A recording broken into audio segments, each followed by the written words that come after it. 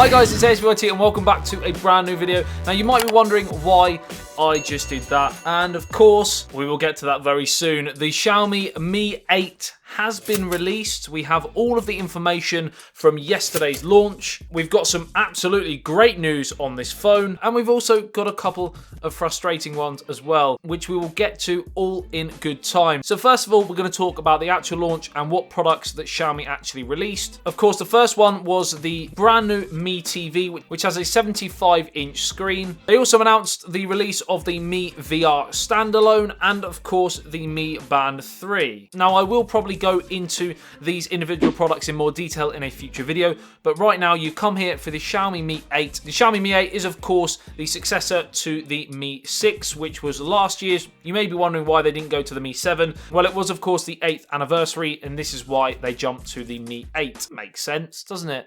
Right, so first off, I'm going to explain why I banged my head at the start of the video, and that is because taking away everything great about this phone, which we'll get to, and there are some absolutely incredible features that this is going to have, I'm just going to look at the design of it. And of course you can't get away from the fact that in a world that's seen companies copy designs in 2018, Xiaomi have taken this to a whole new level with the Mi 8. It literally looks identical to the iPhone X. From the front display with the notch, a wide notch as well, and we'll get to why it's a wide notch compared to a narrower notch that you would see on the OnePlus 6, for example, or the Asus 7 phone, or the Huawei P20, all of them sort of phones which have a notch, but it's a lot smaller. The Xiaomi Mi 8 is a massive wide one.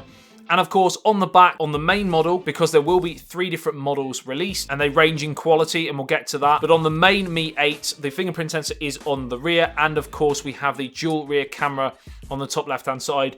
I mean, if you don't see the iPhone X in that design, then I don't know where you're looking. And I get why companies want to copy other companies that are successful, but there comes a time where Xiaomi need to actually jump out of the Apple bubble, because they seem to produce a lot of their products all with that ethos. Now I'm going to take a deep breath and I'm going to push that aside and not allow that to reflect my review of what we're going to see with the phone, because there are some core features which you are going to love. So the Mi 8 will be released in 3 different variants. The normal, like I've mentioned, the Explorer edition, which is the high-end one, and of course the SE, which is the lower-end one.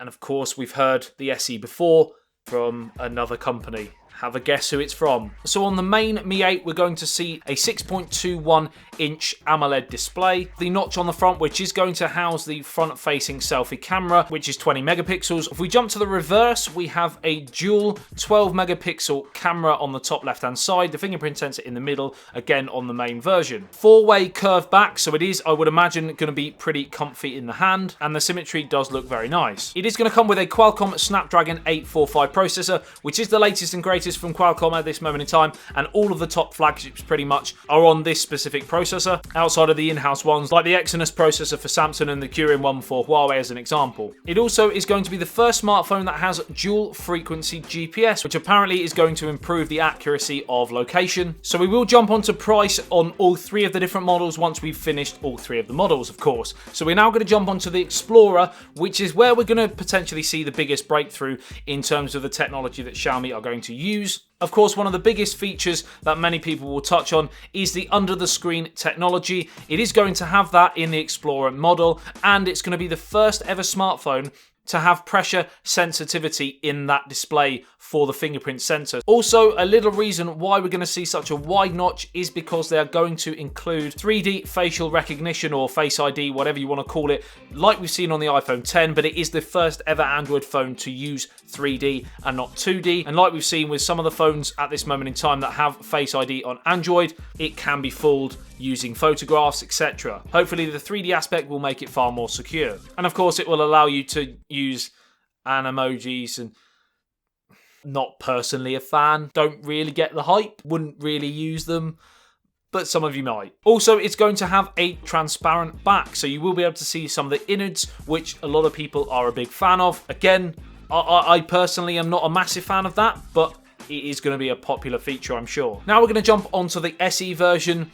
not the iPhone SE, but of course the Xiaomi Mi 8 SE, and it is the budget, cheaper version of the device. It's going to be a smaller display, so only 5.88 inches, but that's still a pretty large display. When you think about the Xiaomi Mi 6, this was a 5.15 inch display, so it is still a jump up from the old version. Bigger phones are all the rage. Unfortunately, for people who don't want a big phone, there doesn't seem to be many new products on the market that are for you. Because it's a cheaper device, it won't have the same Snapdragon 845 processor. It will have a brand new Snapdragon processor though, in the form of the 710, which again is a first ever. So it's the first ever smartphone that will use this new processor, which is the upgrade from the 660 that we saw last year. Apparently this is meant to provide anywhere up to 30% extra power efficiency. Whether we're gonna see that, I don't know. Obviously, the Snapdragon 845 was meant to be a 20%-ish optimization over the 3.5. Yes, it is quicker. I haven't noticed necessarily a massive difference in the battery optimization, but that is just my opinion. You may disagree. You might think there's been a massive difference. So let's jump onto price and then availability, when you can get your hands on it if you so wish. Price. And this is where Xiaomi in the past have delivered, and they've really matched up to the flagships in terms of specs, but they have produced a mid-tier price. And the question for me was always, is it going to come in at around the same, or if not cheaper than the OnePlus 6, for example? And we did get that answer yesterday. So the main middle model, again, alliteration, we love that here on this channel. The main middle model comes in at 2,699 yuan, which is of course the Chinese currency. When you convert that, we're looking at 421 US dollars, 316 UK sterling, 361 euros, and of course 28,381 Indian rupees. Obviously there aren't any confirmed markets. I believe they will produce a global ROM version of this phone, but the prices may not convert completely accurately. That is just a rough figure that I've converted. Now we're going to jump on to the Explorer model, which is of course the top tier one. 3,699 yuan, which is 577 US dollars, 434 UK pounds, 494 euros, and 38,897 Indian rupees. And now finally for the SE version, the cheap budget version, 1,799 yuan, 281 US dollars, 211 UK pounds, 240 euros, and 18,917 rupees. Now, all three different devices are priced, in my opinion, superbly. They are brilliant, brilliant prices. They are very, very cheap for what they provide. Obviously, cheap means different to different people, or inexpensive or budget. Them words will mean different things to different people depending on where in the market you sit. But if you're looking at this phone, which has those top flagship specs, you would expect it to be priced higher. And it is going to come in at even cheaper than the OnePlus 6. So in terms of price, I cannot fault it right now. Obviously, I'll be waiting to get my hands on it in order to do an unboxing, a full review, so that I can tell you whether it actually lives up to the hype in terms of price and specs, etc. If you are interested in seeing that, make sure you are subscribed to the channel and turn on the notification bell, so when I do post a video on that, you will be notified. The main model will be, I've done it again. It will be available from the 5th of June for the, I'm not going to say it again.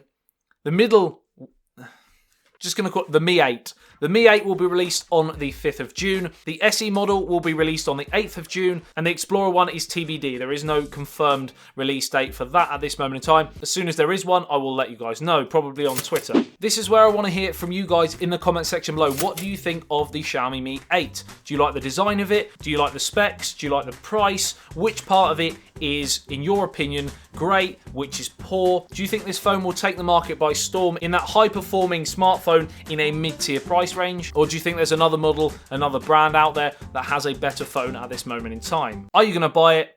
Are you going to swerve it? Let me know below. I'd love to hear your thoughts as always. I will be sifting through all of the comments and I'll try and answer as many questions and comments as I can. Like and share if you did enjoy this video and found it helpful. And I love you and leave you. I'll see you in the next one. So ASBYT, peace out.